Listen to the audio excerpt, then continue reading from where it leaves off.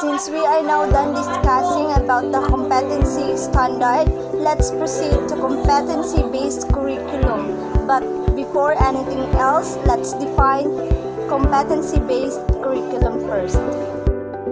So what is competency-based curriculum? It is a guide in developing learning activities. It is developed based on the training regulation. It details training methodologies, resources, facilities, infrastructure, and other materials required for both training and assessment strategies. After the discussion, we must be able to explain the relationship of the training regulation and competency-based curriculum, and identify and discuss the part of competency-based curriculum. These are the image that compose the competency-based curriculum. For the course design, we have course title, nominal duration, qualification level, course description, entry requirements, course structure, resources, assessment, method, course of deliverers. And for module of instruction, we have unit title, module descriptor, nominal duration, summary of learning, outcomes assessment, criteria, and contents. Course design is an overall description of the course. It includes other information on the qualifications such as qualification covered by the course outcomes, unit of competencies and the corresponding module titles, student entry requirements, resources, training delivery and assessment strategies, and trainers' qualification. For course design format, we will be tackled first the course title or qualification level. So, qualification level or course title is a name rising out of the qualification and NC2 level in the PTTQF. For example, computer hardware servicing NC2, housekeeping NC2, and aquaculture NC2. Napoy ubang training na certificate lang ilahang ginahatag. So the second one is nominal duration, the approximate length of time the course will be finished. Every training nadyo na siya naka-assign na time. For example, kining housekeeping is ang training time niya is 360 hours lang siya po. Third one is course description. It is a statement on the coverage of the course, its relevance in the industry sector, and the possible occupation the trainee will have after completion. So, course description, from the word course description. So, dito nakabutang kung sa inyong buhaton. Pag unyo makuha ang certificate or NC2, may ihatag sa inyo sa assessor or sa trainer ninyo. Number 4 is entry requirement. It is a qualification of trainee who intend to enter the course. These are stated as competency, and the physical trait must also be stated for the student, and the student must be able to communicate both oral and written, physically and mentally fit, with good moral and character, and logical computation, and can perform analytical and logical thinking. Number 5 is course structure. It is a tabulated presentation of units of competency covered by the course and the corresponding module. Title, its learning outcomes, and nominal duration. So, sa course structure, dito na nimo makita tanan ang imuhang mga modules nga ihatag ug hours ug learning outcome nga dapat ninyo ma-achieve. So number 6 is assessment method, a listing of all methods of gathering evidences used in the course to measure the attainment of the learning outcomes. Some of this method is observation while questioning, demonstration while questioning, and written examination.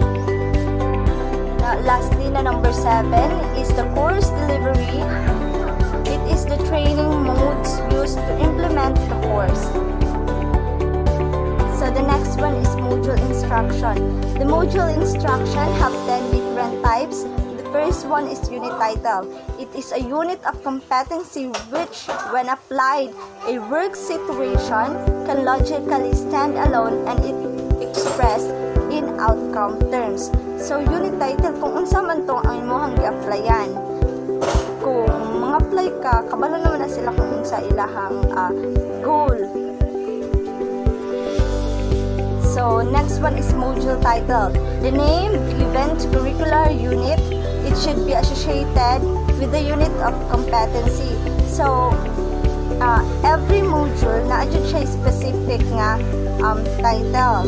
Like for example, housekeeping mong gikuha. So, dapat ay mga module po, inline po siya sa housekeeping. O kung aquaculture po, inline po siya sa tubig, sa mga isda. So, third one is module descriptor. It is a brief description of the intention of the module, its scope, and limitation. So, each module is na-adjust siya module descriptor. Kumbaga, summary sa maong module kay para makabalo po ta kung unsa goal o learning outcome o nga dapat nato ma-achieve sa paggamit anang module. So, next one is nominal duration. Estimated or suggested number of training hours per module. For example, lahi-lahi ang module ninyo kada adlaw. So, each module, na siya ihatag nga duration kung pila ka hours lang ninyo siya. Number 5 is learning outcome. It is a statement that specifies what learning will be able to do as a result of the learning process. So, every module is na siya learning outcome. So, di pulis anong learning outcome. Dira na ito mabalaan or mauna ang basis sa ato ang pag-scan or pagbasa sa ato ang module. Number 6 is assessment criteria. List of criteria by which the achievement of the learning outcome will be judged based on the evidence. So, kining assessment criteria is siya ang muhatag og grade if nakuha ba jud nimo ang learning outcomes nga dapat nimo studyhan or i-focus sa pag-scan or pagbasa-basa sa module. Dili man pwede nga magbasa ra ka kung sa nakita nimo sa learning outcomes kay iwahig-wahig nimo.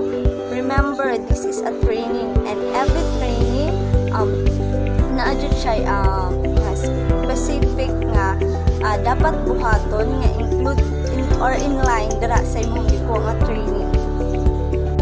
Then, it is a list of specific knowledge, skills, and safety that are necessary in order to achieve the specific learning outcomes. So, naamang guro ko yung mga classmate diri nga na-apil na o training sa TESDA. Kabantay mo nga, each training is nagahatag din sila og module. Kay dito nakatak-in naman tanan sa module kung unsay proper apparatus or proper tools, kung sa may gamitin para sa training, kung saan na siya paggamit, kung sa may mga PPE nga dapat nato i-wear para ana nga training. Kay mauman pud siya ang nasa learning outcomes, igkahuman nato og training pohon. So, number 8 is conditions. It specifies the context of the training. This includes list of tools and equipment, access to learning resources and equipment. So, sama akong giingon sa content na sa module ang proper tools and equipments nga gamiton kung sa magikuha niyo mga training. So, each tools and equipments na-adjust siya proper kung saan na siya paggamit. So, mauni nakabutang dito sa condition. Number 9 is methodologies.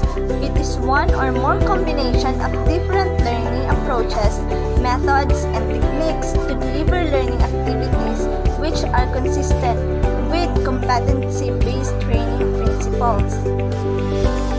Lastly, the number 10 is the assessment method. It is the method used to gather evidences of sufficient quantity in which to make sound judgment and about trainees' competencies. So, diri na masulod tong demonstration while questioning, while ga-observe, kay mag-question gihapon o usahay pod kay written examination. Thank you for listening.